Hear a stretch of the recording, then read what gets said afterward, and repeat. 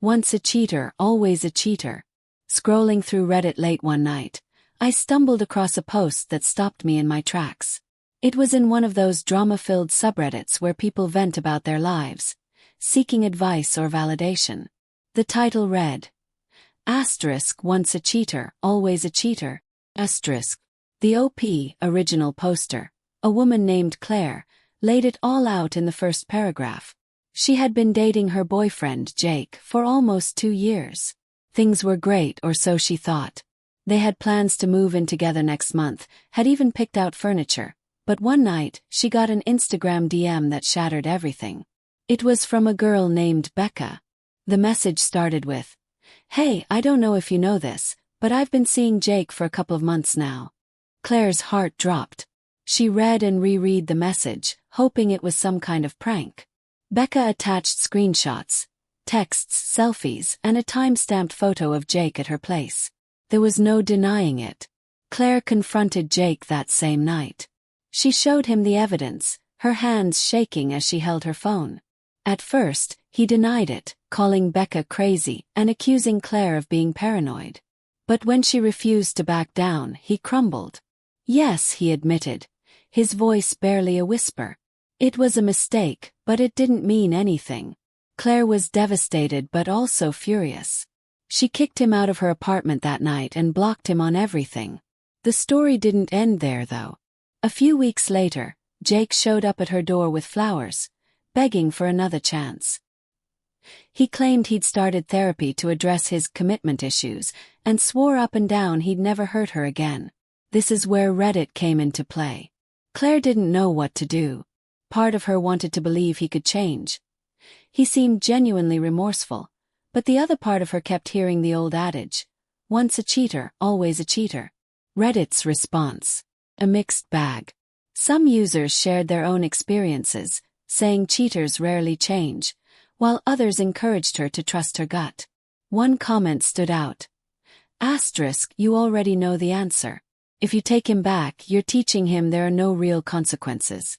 He might be sorry now, but what happens when temptation strikes again? Claire later updated her post. She decided to focus on herself instead of giving Jake another shot. She joined a kickboxing class, adopted a rescue cat named Milo, and even started going to therapy herself. As for Jake, he kept trying to contact her for a while but eventually stopped. Months later, Claire heard through mutual friends that Jake was back to his old ways, cheating on the next girl he dated. The comments on her update were filled with support and congratulations for dodging a bullet.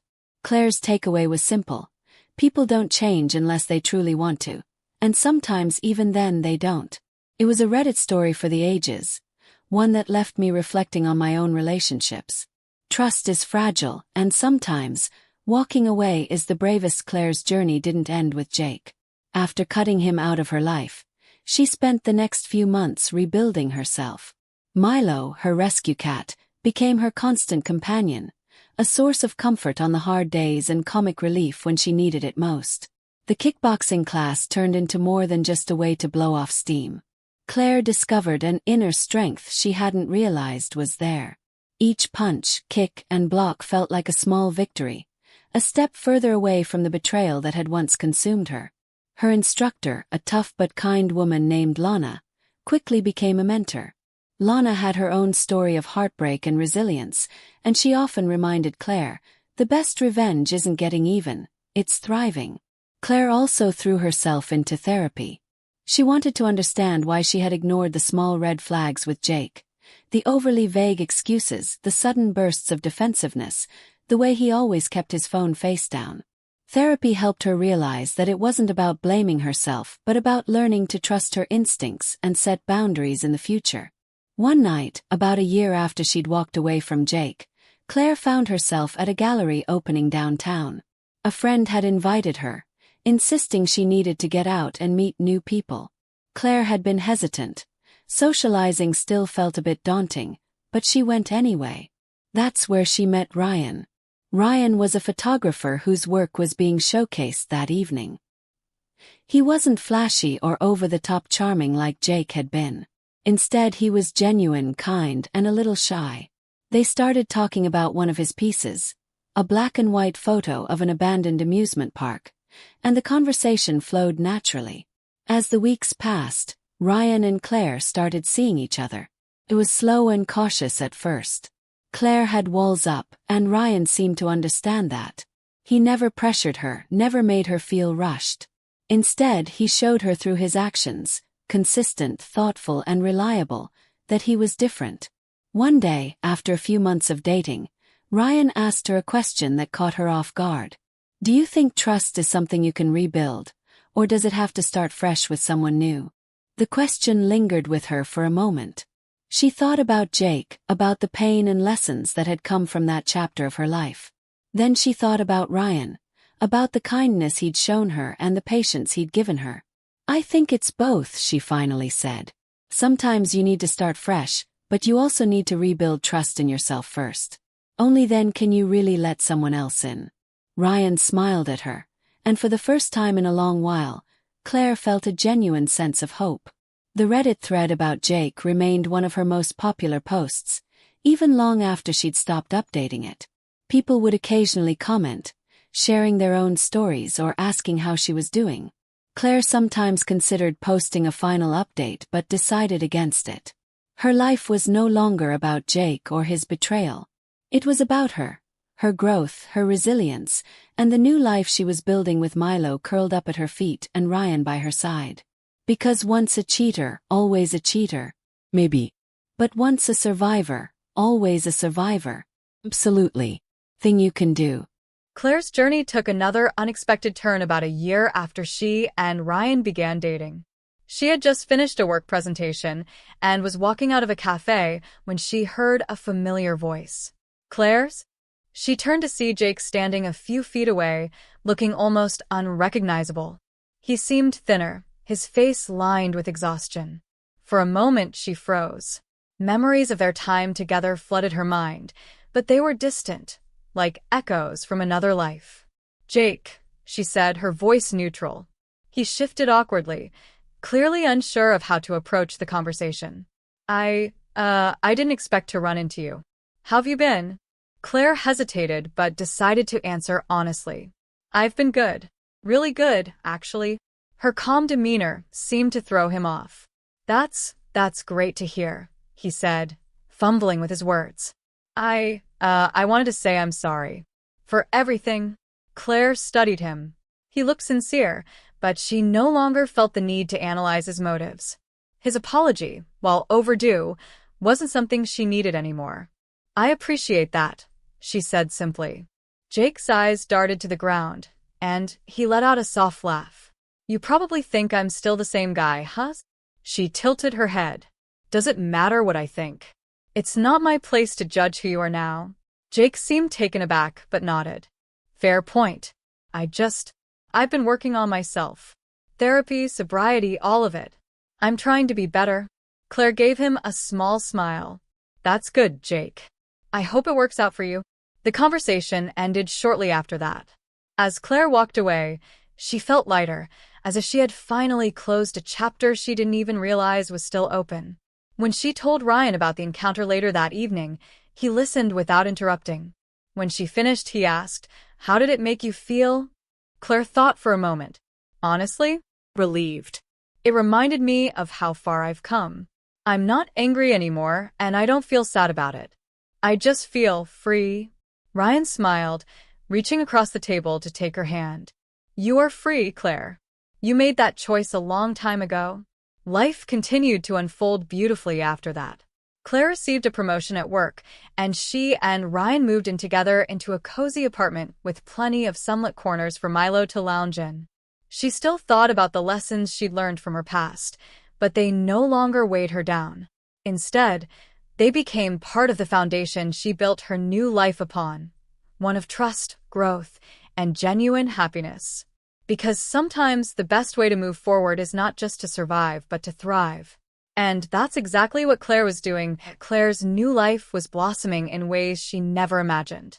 Moving in with Ryan had been a big step, but it felt natural. He wasn't just her boyfriend.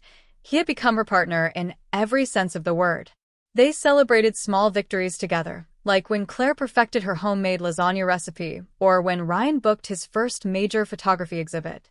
Milo, their furry companion, quickly became the center of their little world.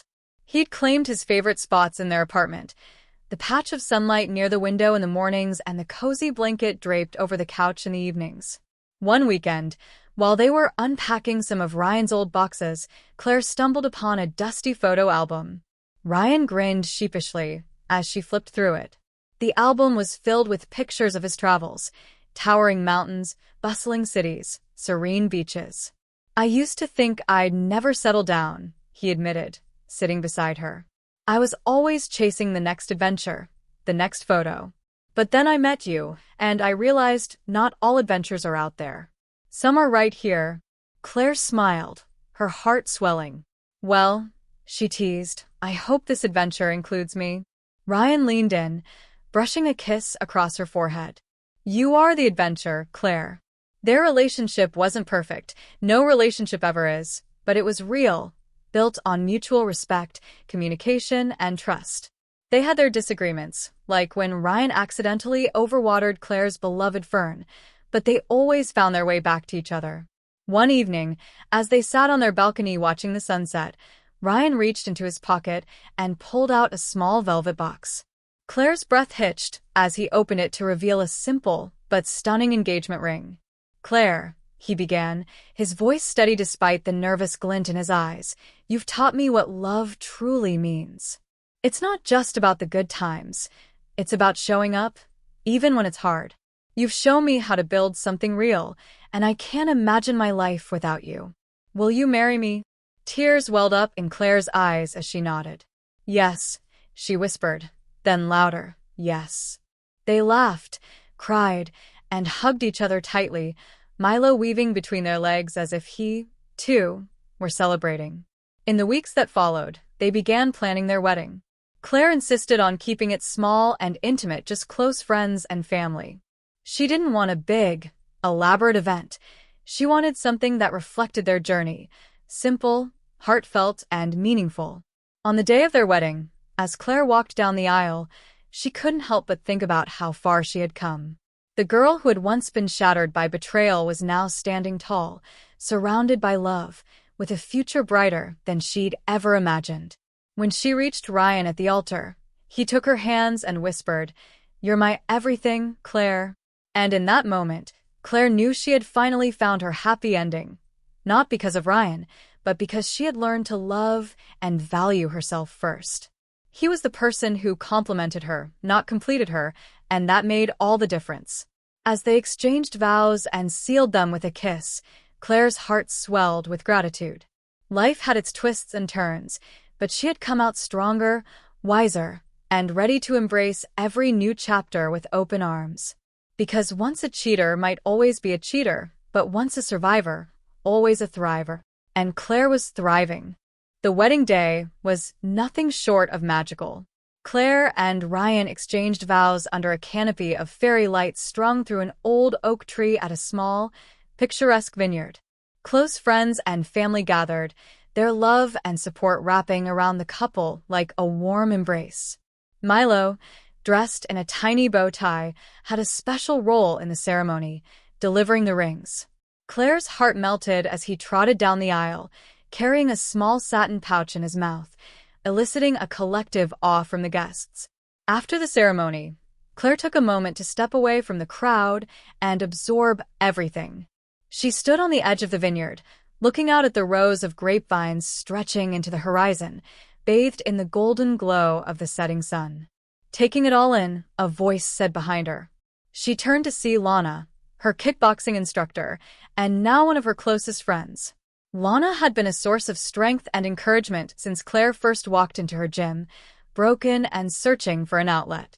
"Yeah," Claire replied, smiling. "It's overwhelming, but in the best way." Lana raised her glass in a mock toast. "You deserve every bit of it. You worked hard to get here, Claire. Don't forget that." Claire nodded, feeling a swell of gratitude. "Thanks for always reminding me." The reception was a lively celebration, filled with laughter, dancing, and heartfelt toasts. Ryan's best friend gave a speech that had everyone in tears, while Claire's maid of honor told a hilariously embarrassing story about Claire's failed attempt at baking Ryan's birthday cake during their first year of dating. As the night wound down and the guests began to leave, Claire and Ryan shared a quiet dance under the stars. The music had stopped, but Ryan hummed softly as they swayed together. "What are you thinking about?" Ryan asked, his eyes searching hers. Claire smiled, resting her head against his chest. "How lucky I am. How far we've come.